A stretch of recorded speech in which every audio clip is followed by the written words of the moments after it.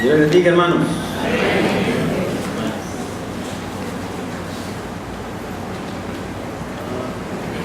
Los niños pueden ir a su escuela dominical y los que son como niños nos quedamos aquí, ¿verdad?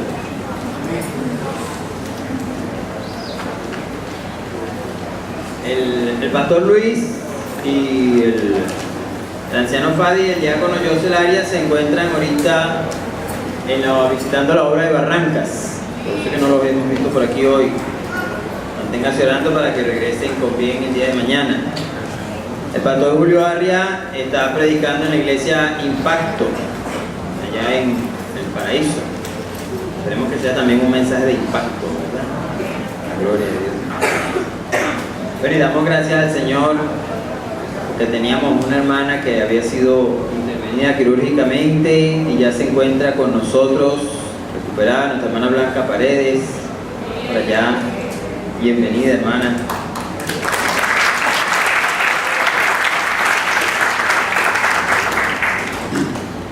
Bueno, recuerden las damas que tienen su reunión a las 2 de la tarde, el sábado,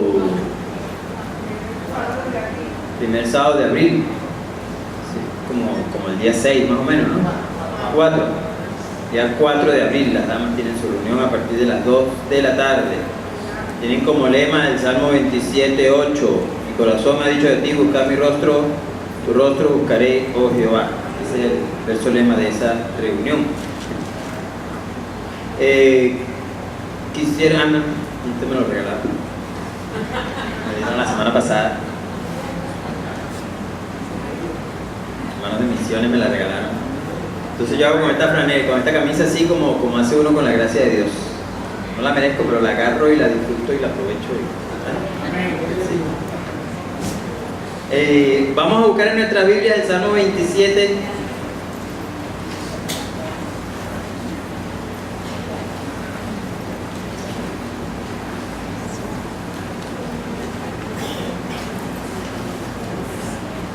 Salmo 27.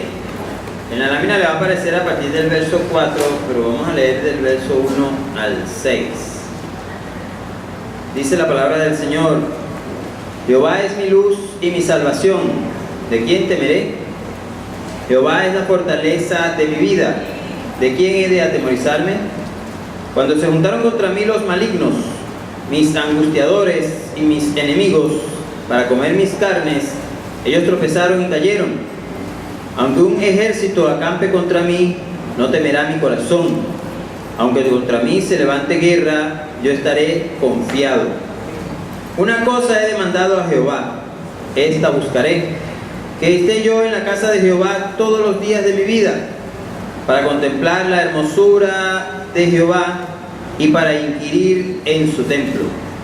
Porque Él me esconderá en su tabernáculo en el día del mal. Me ocultará en lo reservado de su morada. Sobre una roca me pondrá en alto. Luego levantará mi cabeza sobre mis enemigos que me rodean. Y yo sacrificaré en su tabernáculo sacrificios de júbilo. Cantaré y entonaré alabanzas a Jehová. Padre Santo, Señor, Padre bueno, Padre querido, Padre de la gloria, Señor, con humildad venimos ante tu presencia, Padre Santo, a través de nuestro Señor Jesucristo, en el poder del Espíritu Santo, primeramente para alabarte, para adorarte, para darte las gracias, Señor, porque tú eres bueno, porque para siempre es tu misericordia, Señor. Tú eres nuestro Dios, tú eres nuestra ayuda, tú eres nuestro amparo, nuestra fortaleza, nuestro pronto auxilio en la tribulación. Por eso queremos, Padre Santo, pedirte con humildad, Señor, que tú nos hables en este día, Señor. Que tú toques nuestros corazones con tu palabra, Señor. Que tu palabra santa, que es como martillo que golpea la roca, Señor, toque nuestros corazones y nos haga, Señor, ser un poco más conforme a la imagen de Cristo Jesús. Señor, abre nuestros oídos, abre nuestras mentes a tu palabra y ayúdanos a ser hacedores de ella, Señor. Te pedimos, Señor, en el nombre de Jesús, que tú limpies los aires, Señor, que tú eches fuera, Padre Santo, todo aquello que quiera impedir que el poder de tu palabra se mueva en este día, Señor. Padre Santo, te pedimos todo esto con humildad y sabiendo que tú nos escuchas, Señor.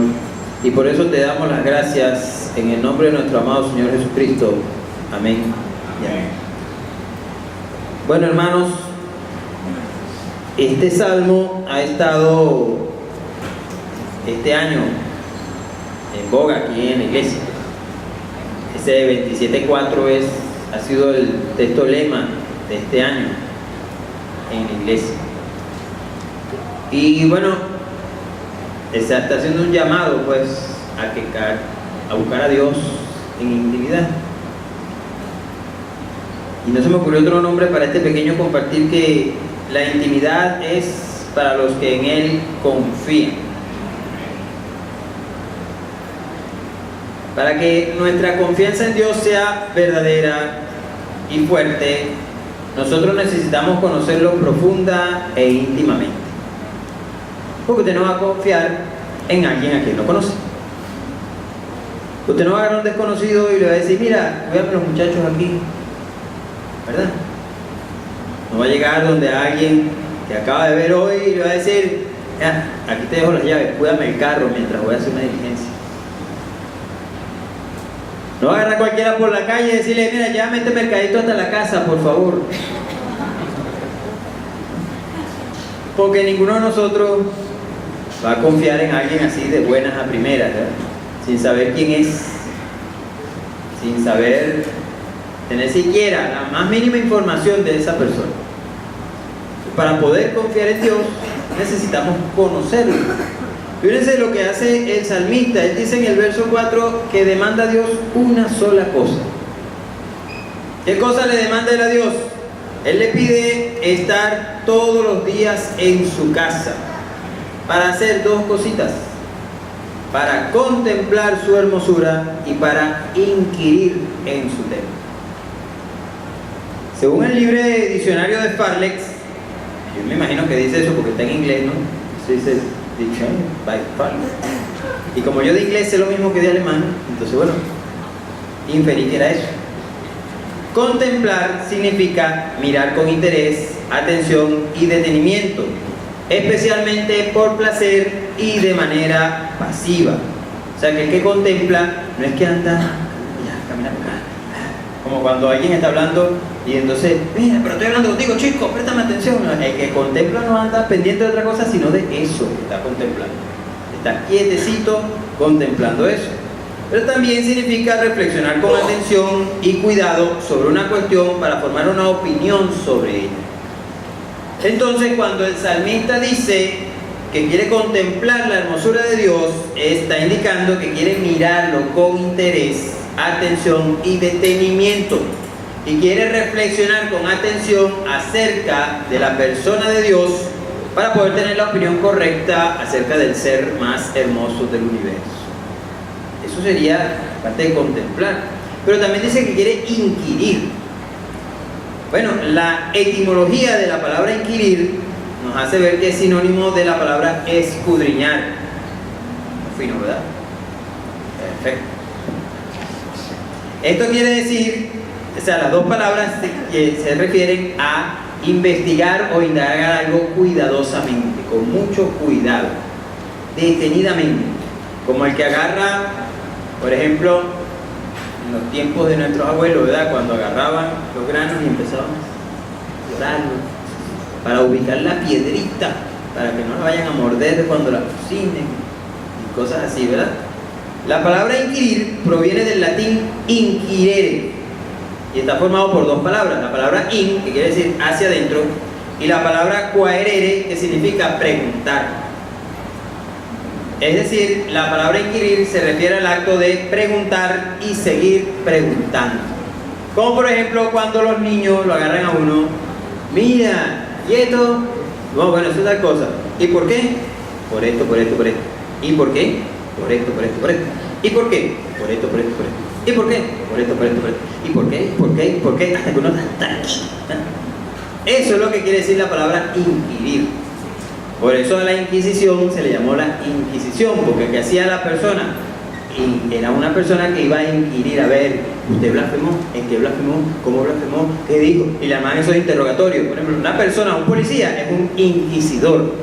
Cuando está interrogando a un sospechoso, está inquiriendo una respuesta y pregunta, y vuelve a preguntar. Para decir la persona cambia el testimonio, para decir, hasta que obstina de tanta preguntadera. Eso es el verbo inquirir. Y cuando nosotros inquirimos a Dios, ese sí no se cansa. Usted le puede preguntar, y Él no se va a cansar de responder. No se va a cansar de responderle sus inquietudes.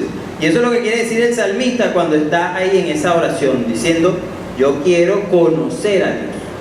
En síntesis, lo que el salmista está diciendo ahí es que quiere conocer profunda y completamente a Dios. Quiere conocer a Dios lo más que pueda.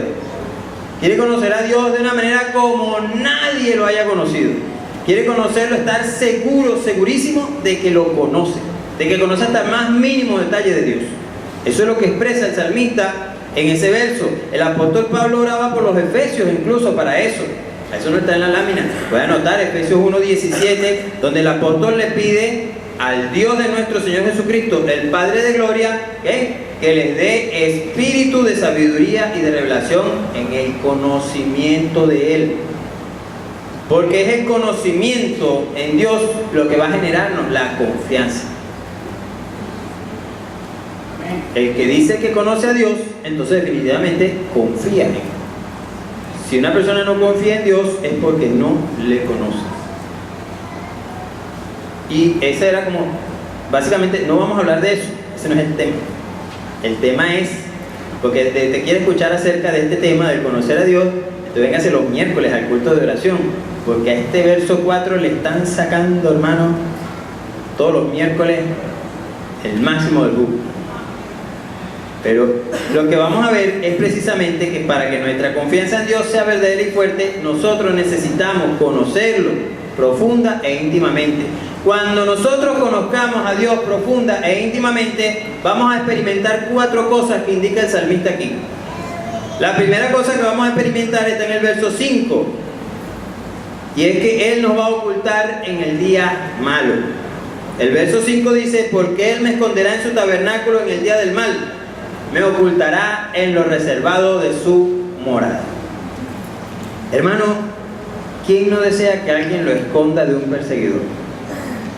Cuando alguien lo está persiguiendo para hacerle daño, ¿quién no quisiera conseguir a alguien que agarre y le diga, no, métete aquí, aquí nadie te va a ver? ¿Cuántas veces? No, bueno, a veces uno lo ve así de repente en alguna película, que la persona va corriendo, y llega alguien y le abre la puerta y mete. ¿Cuántas personas, por ejemplo, en la Segunda Guerra Mundial, siendo perseguidas por el régimen nazi, no deseaban que alguien le abriera la puerta de una casa y lo metiera ahí, en algún sitio donde los alemanes no lo pudieran conseguir? ¿Por qué? Porque cuando uno logra conseguir a alguien que lo esconda, se siente tranquilo, se siente bien, porque siente que está fuera de peligro. Eso es lo que hace Dios por nosotros. El enemigo no puede tocarnos porque estamos escondidos en Dios. El salmista, vimos que lo expresaba así, que Dios nos esconde en su tabernáculo, que lo va a esconder a uno en lo reservado de su morada. Dios tiene su morada muy propia, muy particular, y ahí nos esconde a nosotros. Una morada donde no puede llegar el enemigo, donde no puede llegar nadie a hacernos daño, porque estamos escondidos en Dios. Jesús lo decía en Juan 10, 27 al 29. Él dice, mis ovejas oyen mi voz y yo las conozco y me siguen. Yo les doy vida eterna y no perecerán jamás, ni nadie las arrebatará de mi mano. Mi Padre, que me las dio, es mayor que todos, y nadie las puede arrebatar de la mano de mi Padre. O sea que el que confía en Dios está en la mano de Dios.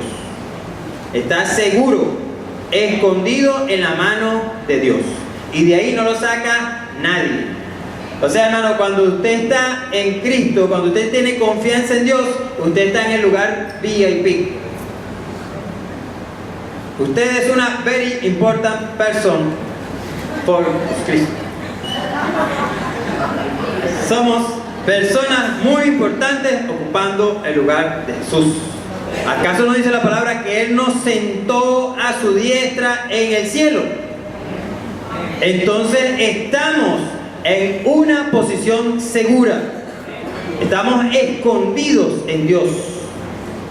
El enemigo no nos toca. El apóstol Juan lo dice en su carta, el enemigo no nos toca. Amén. Porque estamos seguros en Dios. Fíjense como le decía Pablo a los colosenses, en el capítulo 3 de esa carta, él los exhorta a buscar las cosas de arriba. Mire, busquen las cosas de arriba. Si ustedes han resucitado con Cristo, búsquenlo de arriba, donde está Cristo, a la derecha de Dios. Pongan la mira en las cosas de arriba, no las pongan en las de la tierra. Pero él les da después en el verso 3 el porqué de eso. Él le dice, porque ustedes están muertos y vuestra vida está escondida con Cristo en Dios. Nuestra vida está escondida con Cristo en Dios. Estamos tapaditos, guardaditos, cubiertos. El enemigo pasa y no nos ve por ningún lado porque estamos escondidos en Dios. Estamos escondidos.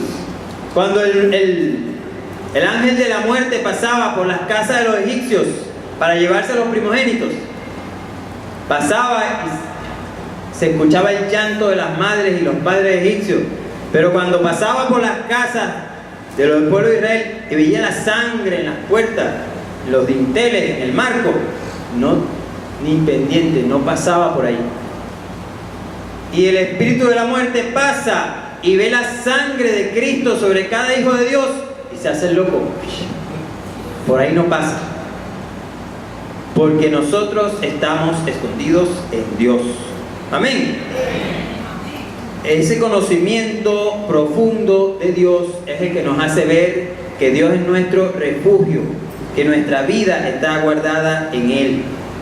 Sin embargo, también va a pasar otra cosa cuando nuestra confianza esté puesta en Dios, y es lo que dice el verso 5, el final de ese verso. Dios nos va a poner sobre la roca más alta.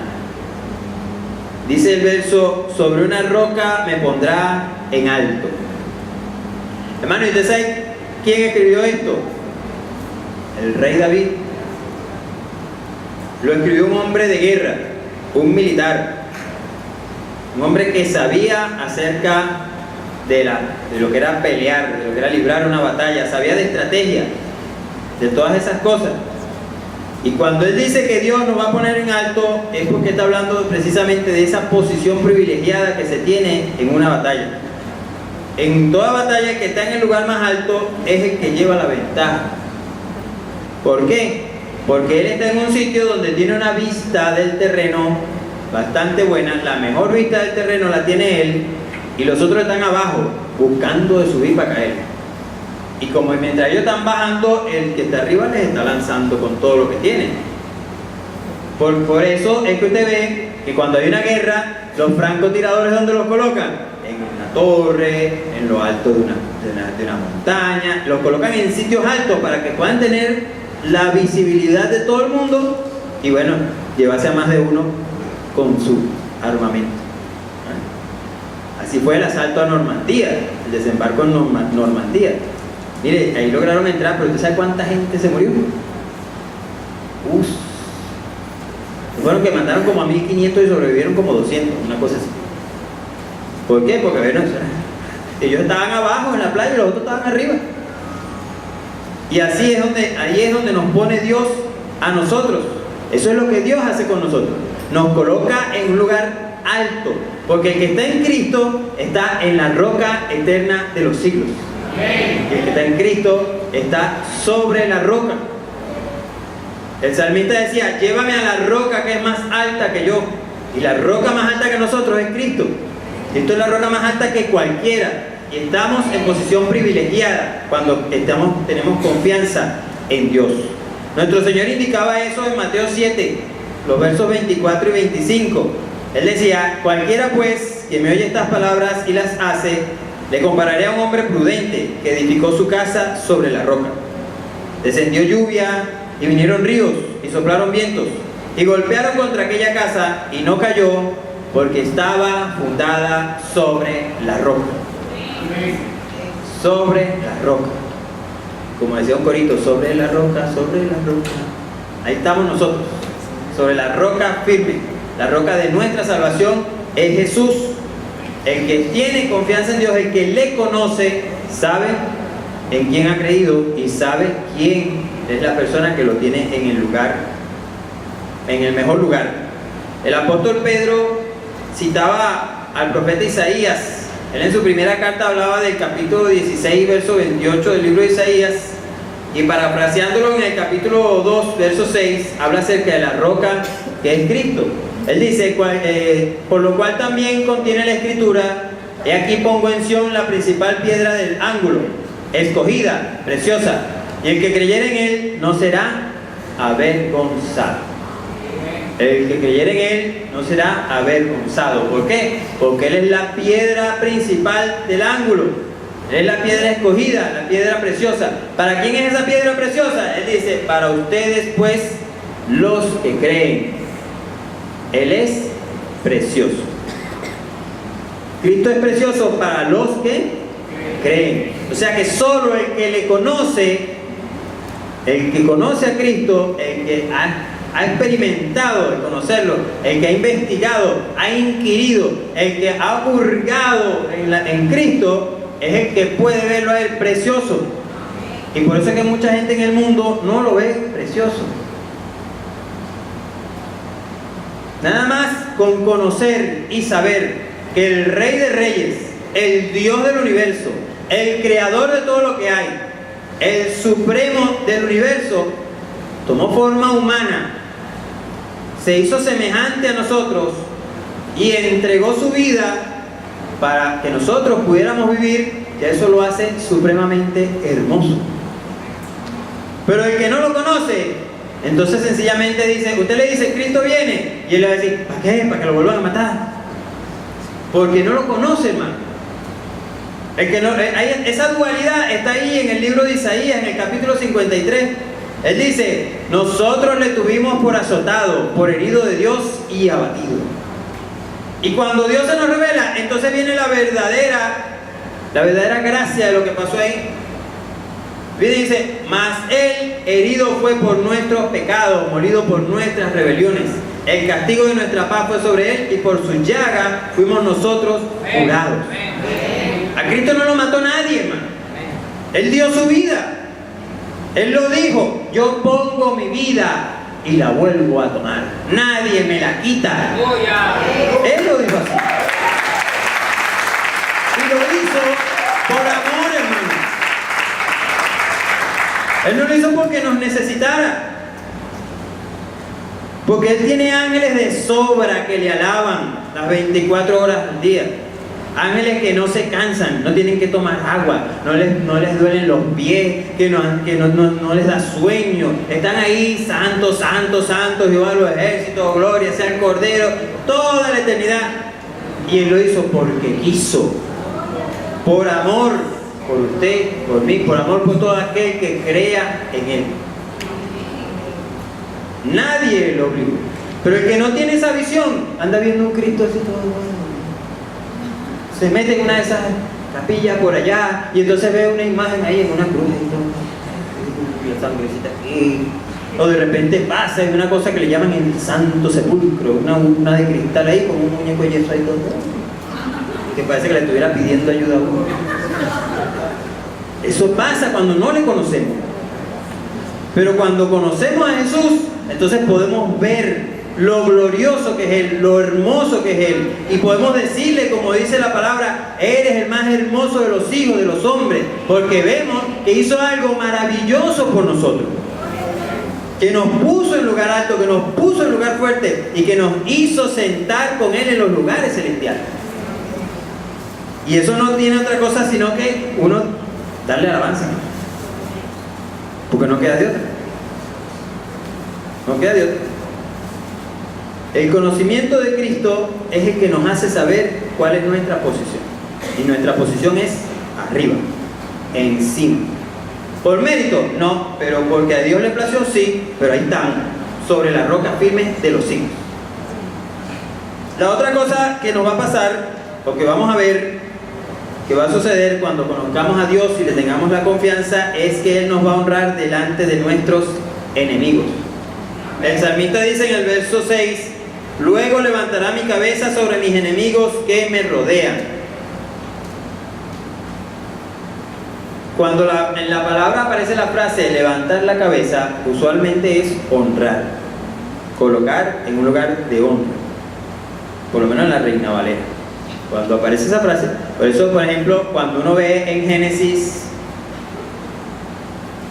eso debe estar en por los 50 por ahí, búsquelo, eso está ahí en Génesis, porque no recuerdo el capítulo, ¿no?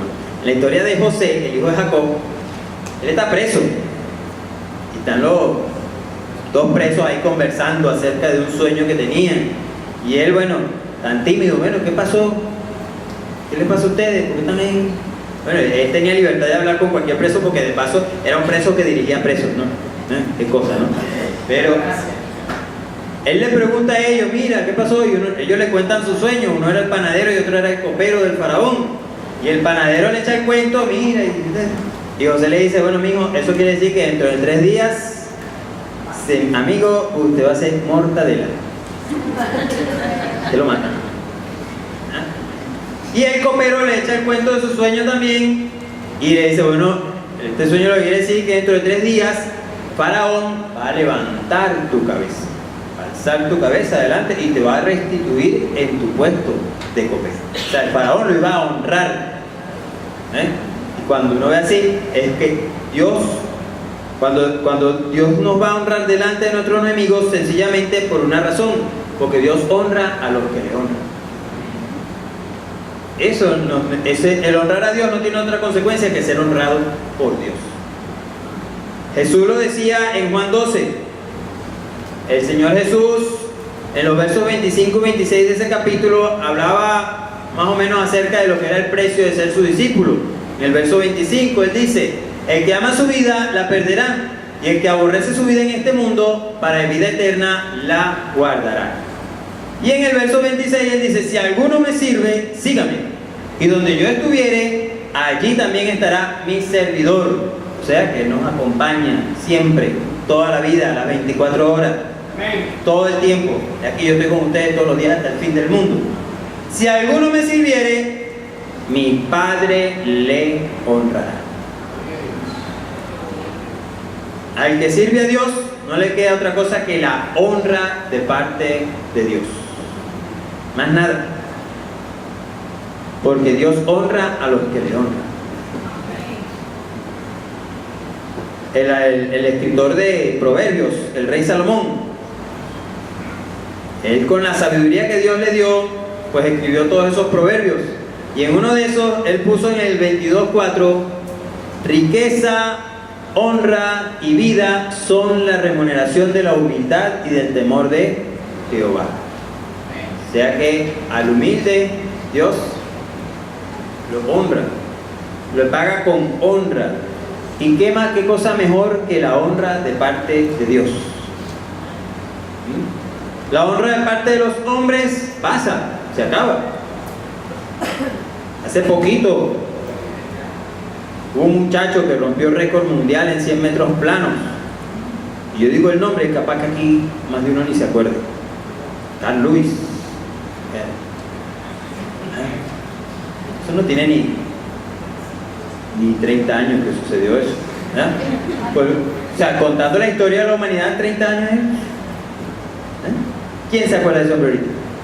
Ahorita la moda es Bolt. Usain Bolt. Y todavía hay gente que no lo conoce. Porque la honra de los hombres pasa, es efímera, se acaba. Pero la honra que da Dios es eterna. Es para siempre. El apóstol Pablo decía en una de sus cartas que nosotros teníamos que trabajar, ¿para qué? Para el tribunal de Cristo. Y en ese tribunal de Cristo, que es un tribunal de recompensa, iba a ser juzgada la obra de cada uno. Si alguien hizo hojarasca, si alguien hizo heno, monte, ¿verdad? Eso se quema. Pero si alguno trabajó haciendo perlas preciosas, haciendo oro, haciendo diamantes, ¿verdad? Entonces eso permanece, esa obra permanece.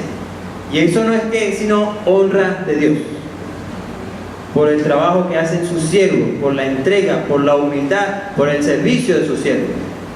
Porque Dios sabe honrar. En cierta ocasión le llegaron al hermano Billy Graham, evangelista estadounidense, que tuvo un ministerio muy grande, pues abarcó bastante su ministerio. Y como no era tan conocido, tan respetado, creo que fue la gente del Partido Republicano, que le llegó un día a su oficina y le dijeron: mire, venimos a ofrecerle la candidatura de la presidencia. Le ofrecieron la candidatura a la presidencia de los Estados Unidos, los Estados Juntos. Pero, úchale, usted va a ser presidente de la potencia mundial. ¿Y saben qué le respondió el hermano Billy Graham? Él le dijo: mire, yo no puedo dejar de ser embajador de Cristo para ocupar un cargo de menor rango, de menor valor. Le dijo: mire, señor, usted me está ofreciendo algo que comparativamente con lo que tengo sirve. Usted me va a perdonar, pero yo no cambio gallo por pollito. O sea que la honra de servir a Dios no se compara con nada. Y Dios es el que nos pone en ese lugar de honra. Cuando el enemigo nos quiere avergonzar, cuando el enemigo quiere dejarnos con las 3P, puro pasando pena, ahí está Dios interviniendo y haciéndonos ganar, haciéndonos quedar en el lugar que Él quiere para cada uno de sus hijos. Por eso, cuando nosotros conocemos a Dios, vamos a ser honrados por Él, porque Cristo es la sabiduría de Dios. Y el seguirlo y obedecerlo no es más que seguir la sabiduría de Dios.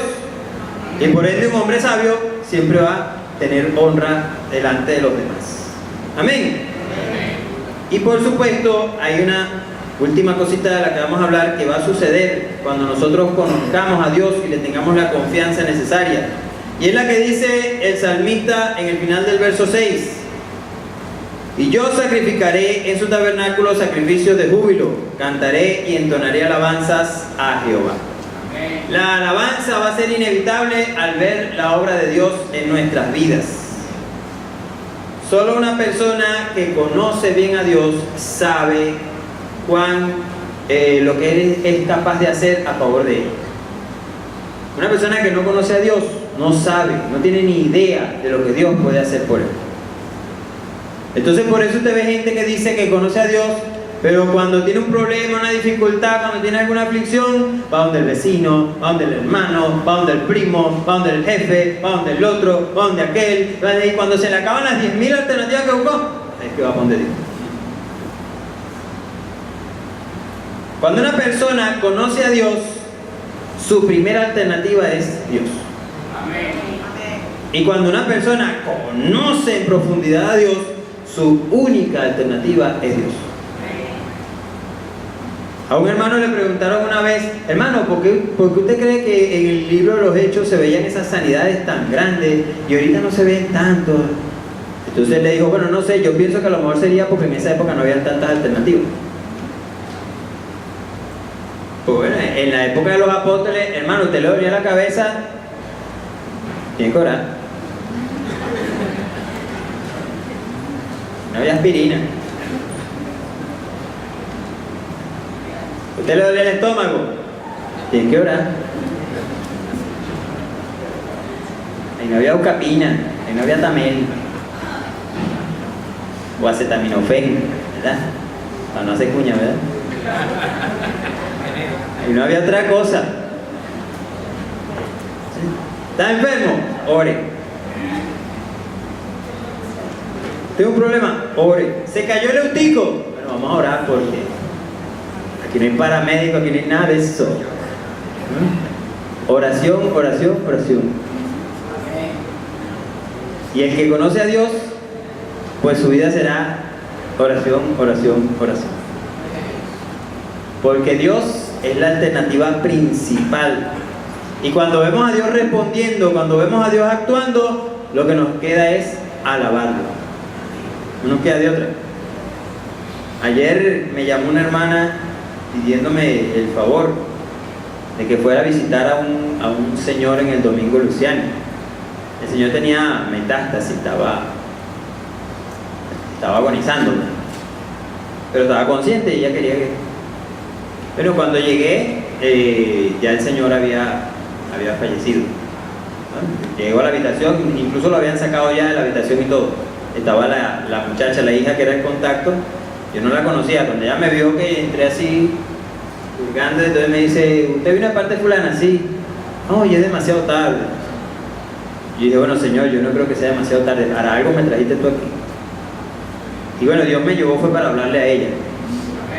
Entonces, bueno, le dije algunas palabras y el Señor tocó su corazón y bueno, ella quedó un poco más fortalecida, pues.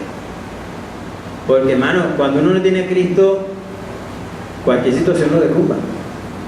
Cualquier situación. La gente dice: esos evangélicos son locos, están en un velorio, están cantando. Porque nosotros sencillamente nos estamos refugiando en Cristo. Nosotros tenemos la confianza de que esa persona la vamos a volver a ver y que juntos vamos a estar alabando a Dios allá en la eternidad. Pero una persona que no conoce a Cristo, ¿qué esperanza tiene? ¿Qué esperanza va a tener? Y por eso nosotros podemos alabar a Dios, porque Él es nuestra esperanza. Él nos responde, Él está con nosotros. El libro de Éxodo, en el capítulo 15, nos muestra algo que hicieron Moisés y María. El capítulo 14 nos habla del cruce del Mar Rojo, cuando ellos terminaron de salir de Egipto y pasan el Mar Rojo, y entonces viene el ejército de Faraón y se mete también en esa trocha hecha por Dios, ¿verdad? Y cuando los del pueblo de Israel terminan de salir, le cayó el agua al pueblo egipcio y ese ejército poderoso, ese imperio quedó derrotado en un momentico por Dios. ¿Y qué hicieron Moisés y María en el capítulo 15? Alabar a Dios. Todo el capítulo 15 es el canto de Moisés y María, porque Dios derrotó al caballo y al jinete, y porque Dios les dio la victoria, y porque Dios echó a la mar los carros de Faraón, y porque Dios venció al ejército egipcio con mano fuerte y brazos extendidos. El capítulo 5 de Jueces es la misma cosa. Uno ve en el 4 cuando Débora y Barak pelean contra el ejército del... se me olvidó el nombre del capitán, de Císara. Y pelean y lo derrotan. Y en el capítulo 5, ¿qué hacen? Débora y Barak entonan un canto de alabanza al Señor. ¿Por qué? Porque Dios es nuestra victoria. Porque Dios es nuestra fortaleza. El escritor de este salmo es el escritor de la mayoría de los salmos que están en la Biblia, el rey David. Más del 60% de los salmos fueron escritos por él. Y era un hombre que sabía lo que era confiar en Dios, que alababa a Dios con fuerza. Tal era la alabanza de David, tan intensa era, que a él lo mandaron a buscar para que delante del rey alabara a Dios. A él no lo buscan primero para matar al gigante. ¿Usted no se ha fijado en eso? No nombra todo el tiempo David, Goliat y David, Goliat. Pero resulta que a David lo llaman primero porque al rey Saúl lo atormentaba un espíritu malo de parte de Dios. Y cuando David llegaba a tocar, el espíritu malo se iba y Saúl quedaba tranquilo. David llegaba suave y se acababa el problema para Saúl. ¿Por qué? Porque había un adorador, un hombre que adoraba en espíritu y en verdad, ahí, adorando al Señor. Cuando nosotros alabamos a Dios, cuando nosotros le adoramos, el ambiente cambia, hermano. Cuando el pueblo de Dios le alaba con conocimiento de lo que está haciendo, hermano, el poder de Dios se desata, el poder de Dios se mueve, las tinieblas huyen, Satanás le molesta la alabanza sincera de un pueblo a Dios. Porque cuando él ve al pueblo de Dios alabando, se acuerda de que eso es de lo que le espera a él. Que es lo que le espera es candela eterna, y el pueblo de Dios le espera alabanza y glorificación a Dios eterna. Eso es lo que sucede cuando la gente alaba a Dios. Por eso Saúl ya después, en lo último, ahí sí ya la alabanza de David no le servía. ¿Por qué? Porque ya él sabía quién era ese adorador que estaba ahí y sabía cuál era el destino de ese adorador. Este es el que va a reinar. Dios me desechó por este. Y entonces ya cuando David estaba tocando, ya lo que buscó fue de matarlo más bien. Porque le molestaba lo que Dios tenía para dar. Al enemigo le molesta lo que Dios tiene para nosotros. Al enemigo le molesta nuestra recompensa. Sé fiel hasta la muerte y yo te daré la corona de la vida. Eso le da rabia al diablo. Al que venciere yo le daré que se siente conmigo en mi trono, así como yo he vencido y me he sentado con mi Padre en su trono. Eso le molesta, hermano. Eso es terrible para el enemigo. Fíjense como el Apocalipsis nos muestra nuestro destino eterno. En el capítulo 5, los versos 9 al 14, Él nos muestra lo que vamos a hacer por la eternidad, gracias a nuestra perseverancia. Fíjense como dice: y cantaban un nuevo cántico diciendo: digno eres de tomar el libro y de abrir sus sellos, porque tú fuiste inmolado, y con tu sangre nos has redimido para Dios de todo linaje y lengua y pueblo y nación, y nos has hecho para nuestro Dios reyes y sacerdotes, y reinaremos sobre la tierra. Y miré y oí la voz de muchos ángeles alrededor del trono, y de los seres vivientes, y de los ancianos, y su número era millones de millones, que decían a gran voz: el Cordero que fue inmolado es digno de tomar el poder, las riquezas, la sabiduría, la fortaleza, la honra, la gloria y la alabanza. Y a todo lo creado que está en el cielo y sobre la tierra y debajo de la tierra y en el mar, y a todas las cosas que en ellos hay, oí decir: al que está sentado en el trono y al Cordero sea la alabanza, la honra, la gloria y el poder por los siglos de los siglos. Los 4 seres vivientes decían: amén. Y los 24 ancianos se postraron sobre sus rostros y adoraron al que vive por los siglos de los siglos. Ese es nuestro destino eterno, hermano. Nosotros fuimos creados para gloria y alabanza de su... para más nada, hermano. Nosotros no fuimos creados para que nos dieran un carro. No fuimos creados para gobernar este mundo y apropiarnos de las riquezas de este mundo. No, hermano. Olvídense del tango que Gardel murió. Nosotros fuimos creados para eso. Nosotros fuimos creados para alabar y glorificar el nombre del Señor. Para eso fuimos creados. Para más nada. Porque todo fue hecho por medio de Él y para Él. Somos de Dios. Y por eso somos para alabanza y gloria de Dios. Amén. Cuando nosotros experimentamos el poder de Dios y cómo Él obra en nuestro favor, pues vamos a dedicar nuestra vida a alabar. A más nada. Para eso va a servir nuestra vida. Entonces, queridos hermanos, mientras pasa el grupo de alabanza y después de haber visto estos pequeños puntos, podemos decir que para que nuestra confianza en Dios sea fuerte y verdadera, nosotros necesitamos conocerlo profunda e íntimamente. Cuando esto sea así, vamos a experimentar estas 4 cosas de las que hablamos. Dios nos va a ocultar en el día malo. El conocimiento profundo de Dios nos va a hacer entender que Él es nuestro refugio y que nuestra vida está guardada en Él.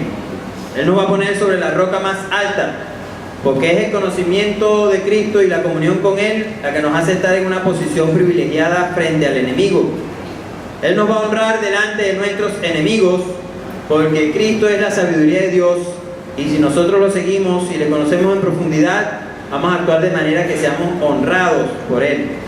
Y la alabanza va a ser inevitable cuando veamos su obra en nuestras vidas.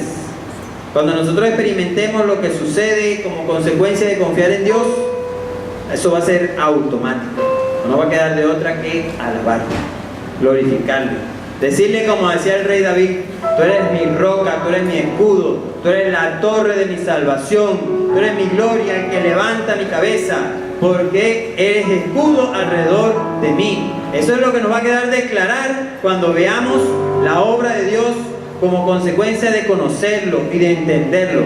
Dice Jeremías: ¿en qué se ha de gloriar el hombre? Gloríese en esto, en entenderme y en conocerme, que yo soy Dios. El que conoce a Dios, pues puede gloriarse de eso, de entender y conocer a Dios. De que tiene un Dios poderoso, un Dios fuerte, un Dios maravilloso que lo salvó, que le dio vida eterna y paz por siempre y para siempre. Amén. Disculpa.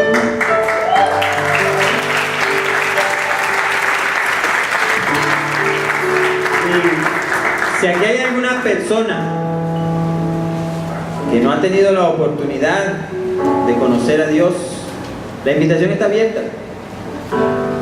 Juan 1:12 dice que a los que le recibieron, Él les dio el poder de ser hechos hijos de Dios. Para ser hijo de Dios, usted debe recibir a Jesús. ¿Y qué es recibir a Jesús? Ese mismo verso 12 lo explica. A veces nosotros lo decimos así, mochando esa partecita. Y ahorita lo hice a propósito. Pero el verso lo explica. Él dice: a todos los que le recibieron, a los que creyeron en su nombre, les dio el poder de ser hechos hijos de Dios.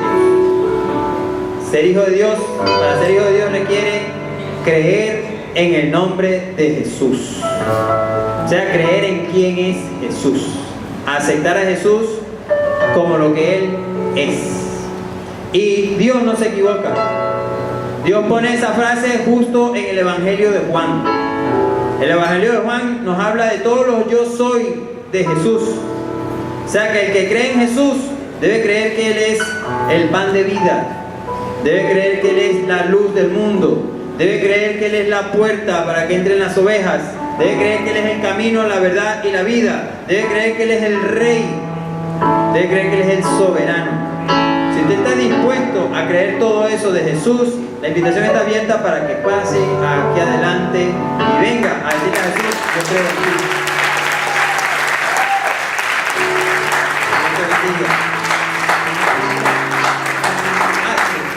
Bueno, Astrid decidió dar su vida a Jesús. Esa es la clave de la palabra arrepentimiento. Lamentablemente en nuestra ideología tenemos nuestro pensar latino tenemos un falso concepto de lo que es el arrepentimiento. Y usted escucha gente diciéndole a uno: no, pero si uno se arrepiente a última hora. Sí, si uno se arrepiente es injustico, sí, porque debe ser que usted se va a dar cuenta el día que pise una concha de cambur y se dé en el cerebro y tenga fractura. Ahí tuvo tiempo de arrepentirse. O lo agarró un infarto fulminante y no lo dejó decir ni pío, como dicen por ahí. Porque arrepentirse no es pedir perdón. Pedir perdón es parte del arrepentimiento, porque el pedir perdón es reconocer que uno falló. Pero arrepentimiento es cambio de mente, cambio de actitud. O sea, cuando yo me arrepiento estoy diciendo que ya no importa lo que piense yo, ahora importa lo que piense Dios. Ya no importa lo que diga yo, ahora es lo que diga Dios. Ya no mando yo, por eso Pablo decía: ya no vivo yo, ahora vive Cristo en mí. O sea, el centro de nuestra vida es Dios. El que manda es Dios. Que somos discípulos de Jesús porque le seguimos y le obedecemos. Entonces, si tú estás dispuesta a darle esa oportunidad a Jesús, entonces, bueno, eso es arrepentimiento. Te vamos a guiar en una pequeña oración, o sea, que tú la repitieras con nosotros. Esta oración es simplemente un resumen de la actitud que estás teniendo hoy. Por eso él dice: sé fiel hasta la muerte. Es una vida en Cristo que estás adquiriendo hoy. Entonces, repite conmigo esta oración. Ahora vengo delante de ti, reconociendo que soy pecador, que te necesito, y quiero hacerte el dueño de mi vida, el rey. De ahora en adelante te quiero obedecer. Hazme una nueva criatura. Ayúdame a seguir.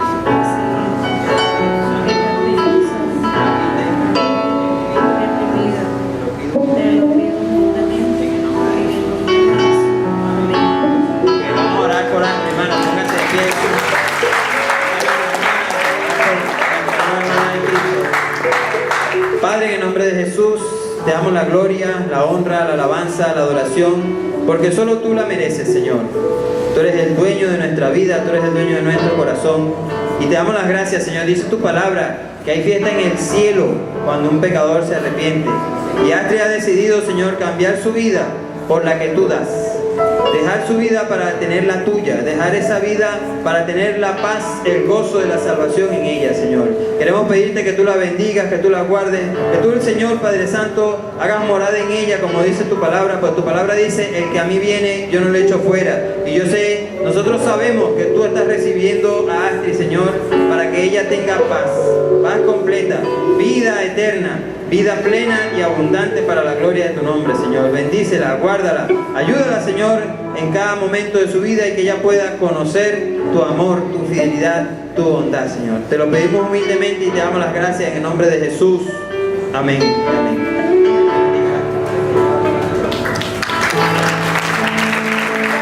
Gloria a Dios.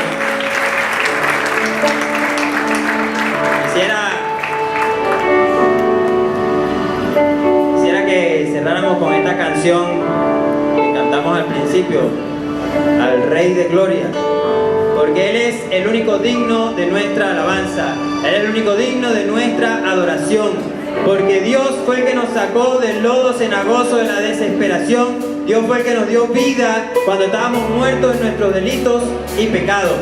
Así que, hermano, vamos a fajarnos a alabar al Rey. Amén. Recibí toda la gloria,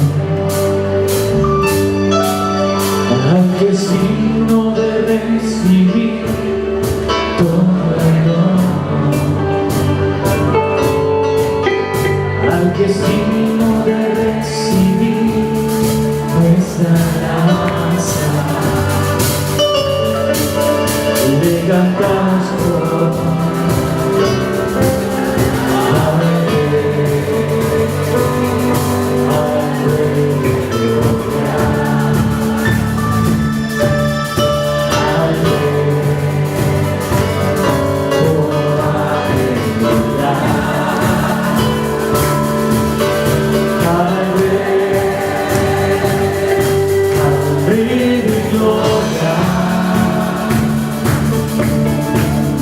Gloria,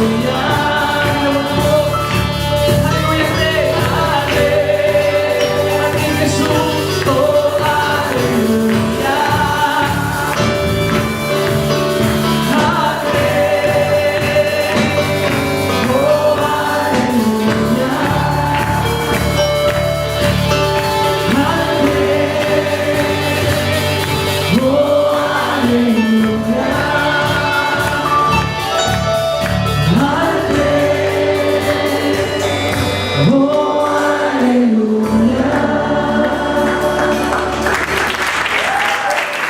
Amén. Gracias, Jesús, por tu presencia en medio de nosotros, Padre. Te adoramos a ti. Santo es tu nombre, Señor. Bueno, amados, que la paz del Señor esté con ustedes, que el Señor les bendiga, les guarde. Amén.